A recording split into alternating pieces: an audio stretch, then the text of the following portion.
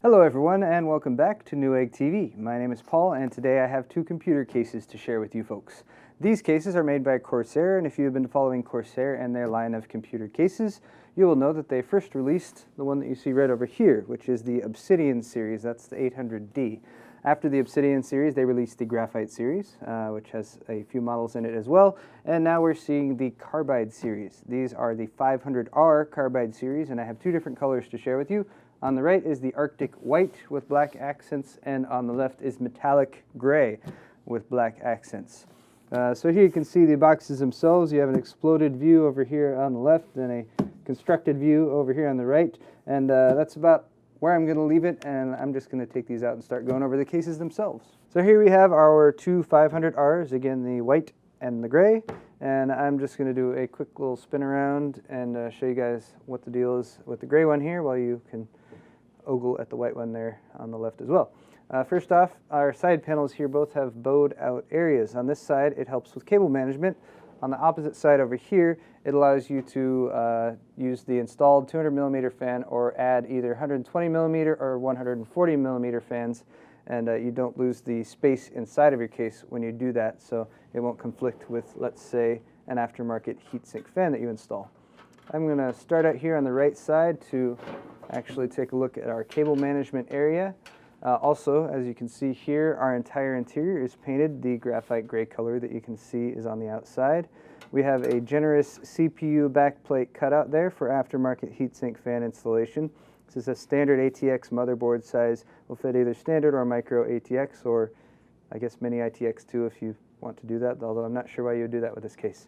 Anyway, here we can see some cable management. We have the grommeted holes there that will allow you to do a nice clean cable management installation. Also have a few little tie down points here for your cables, for zip ties.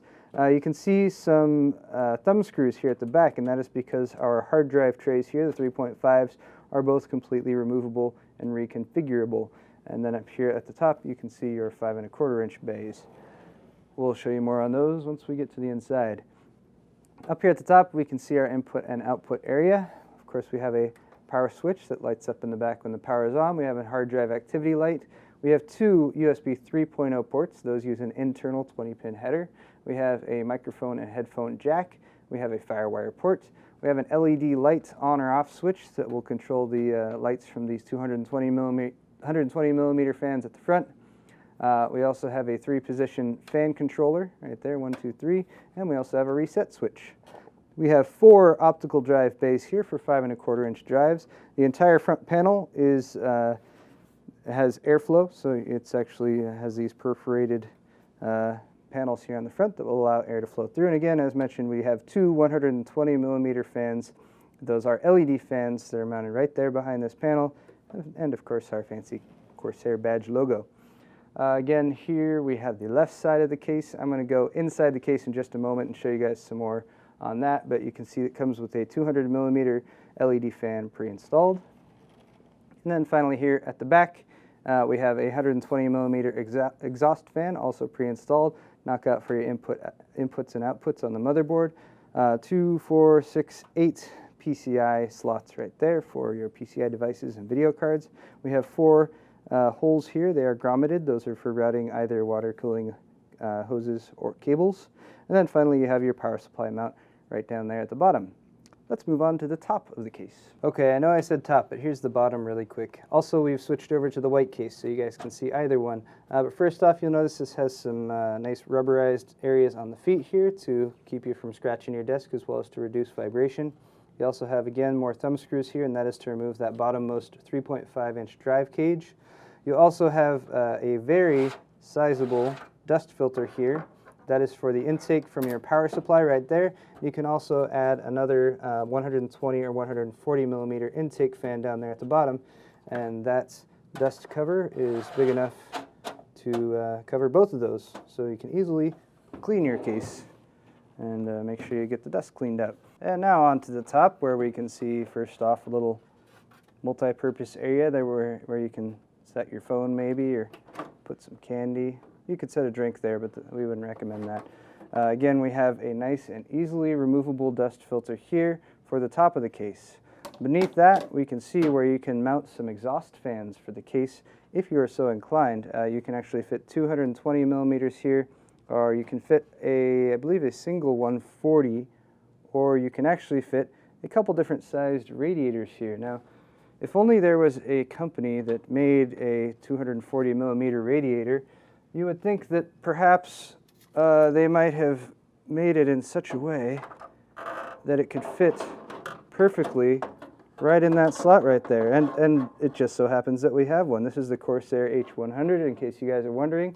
240 millimeter radiator, and it drops right in there perfectly. And not only does it do that, but once it is in there, not that I've actually gone to the trouble of mounting it with the screws or anything, but this little panel can pop right back on, and there you have a nice self-contained water cooling system. Again, that H100 is sold separately, but it drops in there quite conveniently. I'll show you it from the other angle once I do the other side panel. And now finally the left side of the case. Just going to remove the panel. You do get thumb screws here at the end, and if you're like me and you lose thumb screws a lot, these actually stay attached even after you unbolt them. So nice little bonus there. You can't lose the thumb screws. There's an interior look at the 200 millimeter LED fan. It has a 3-pin fan connector, in case you were wondering. And now here's the inside of the case. I still have my Corsair H100 radiator dropped in right here. So here's how that would look. You just you can attach your water block right there, and you would be all set with this little combo. It's nice that they have made accommodations for that. I'm going to pop this out just so I don't break anything while going over the rest of the features. Again, here at the back, you can see your 120 millimeter exhaust fan. Again, the entirely painted interior. Interior of the white version is also this graphite gray color that you can see. You have a couple permanent motherboard standoffs up there at the top. The rest are removable if you so desire, but they have pre-installed most of them. You have one of these little pop-out ones in the middle that will hold your motherboard in place after you drop it in, to make it a little bit easier to bolt all of these screws in. Another little convenient factor. Down here at the bottom, as mentioned, there's your power supply mount, and it does have some rubber feet on it to reduce vibration. There's where you can put a 120 or 140 millimeter intake fan. That is optional. Here are your front panel connectors. You have the aforementioned 20-pin USB 3.0 motherboard connector. You also have your typical HD audio, FireWire, front panel LED, power switch, and all those good things connectors.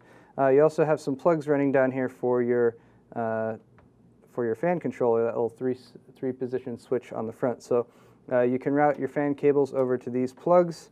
You plug in this little power adapter for that fan controller, and then you can control your fan speeds with the included adapter. And right now I got one of them down here, and it looks like the front panel fans are already wired up to that. So this one you could just use to plug in your back or your 200 millimeter on the side.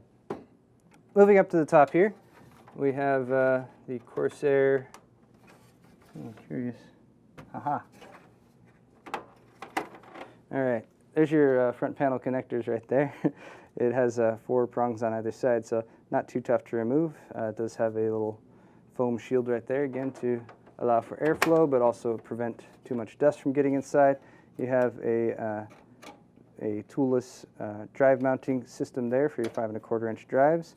You have 1, 2, 3, 4, 5, 6 total 3.5 inch drive trays here. They are flexible, so you can pop them around the edge of a 3.5 inch drive. Each of these also has mounting points for a 2.5 inch drive if you're going with a notebook mechanical or more likely an SSD. You can fit that in any one of those.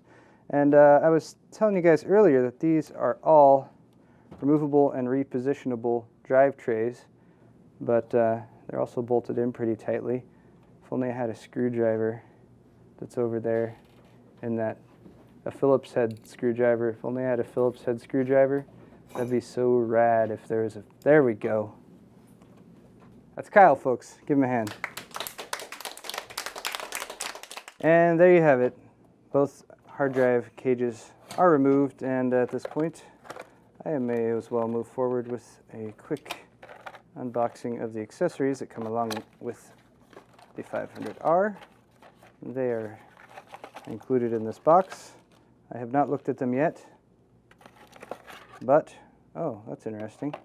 There is a USB 3.0 to USB plug there. So I haven't confirmed this yet, but I'm guessing you can use this to take your USB 3.0 internal header like this, plug it in, and route that to a USB 2.0 header on your motherboard, which I would guess would enable those front panel USB 3.0 plugs. It would just have them at USB 2.0 speeds.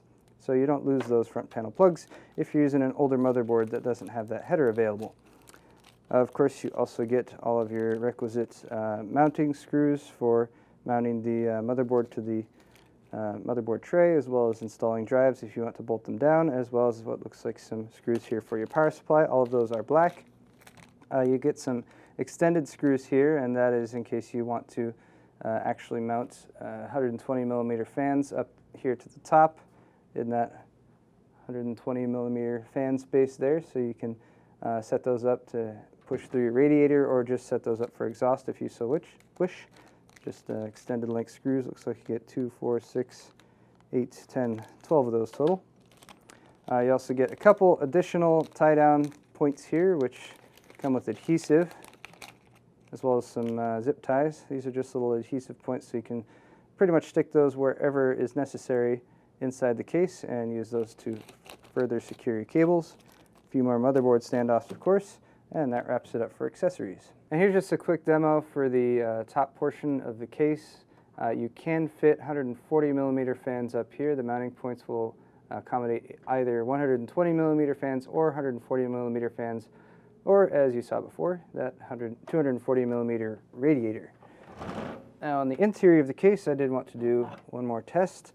This is a video card. This video card is 12 inches long, and in case you're planning on installing a longer size video card here, that's about how much space you will have left over.